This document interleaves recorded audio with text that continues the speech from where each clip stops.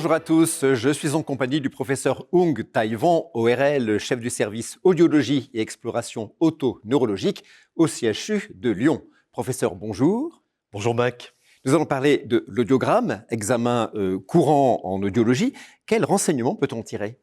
Bien, l'audiogramme, c'est le premier test à réaliser pour vérifier que l'audition est normale ou au contraire qu'elle est anormale, et dans ce dernier cas, définir le degré de surdité. En pratique, comment se déroule cet audiogramme ? En faisant écouter au patient, confortablement installé dans une cabine insonorisée, des sons de différentes fréquences par voie aérienne dans un premier temps, c'est-à-dire soit via des haut-parleurs ou bien avec un casque positionné sur les oreilles. On va également tester le patient en lui faisant écouter des sons de différentes fréquences par voie osseuse en positionnant un vibrateur osseux ici sur l'os temporal. Que va nous révéler cet audiogramme ? Ce que va nous révéler l'audiogramme, c'est pour chaque fréquence testée, la plus petite intensité en décibels que le patient perçoit. En fonction de cette intensité, on pourra dire que l'audition est normale ou bien que le patient ait atteint une surdité légère, moyenne, sévère ou profonde, en faisant la moyenne des seuils, les plus petites intensités perçues, sur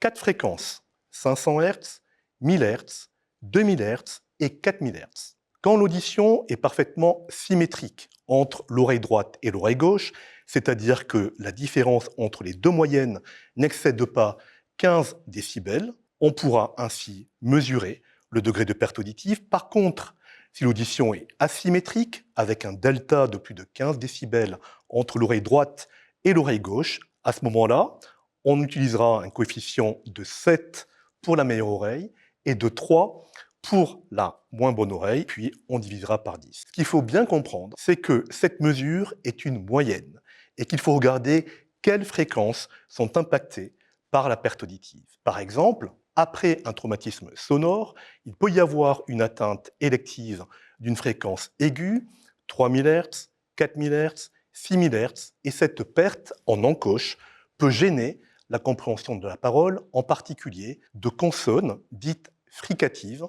qui sont très importantes pour discriminer la parole. Donc, la moyenne, oui, mais l'examen dans le détail, fréquence par fréquence, c'est encore plus important. Quelles sont ces consonnes impactées à ces fréquences ? Chaque consonne ou voyelle de la langue a une signature fréquentielle, et en cas de perte auditive sur les fréquences 3000 Hz, 4000 Hz ou 6000 Hz, ce sont les consonnes fricatives qui sont mal perçues. Ces consonnes, ce sont le che, le ze, le feu, des consonnes qui sont très importantes pour discriminer la parole. Voilà pourquoi il est important de bien regarder fréquence par fréquence et non pas de faire une moyenne générale de la perte d'audition.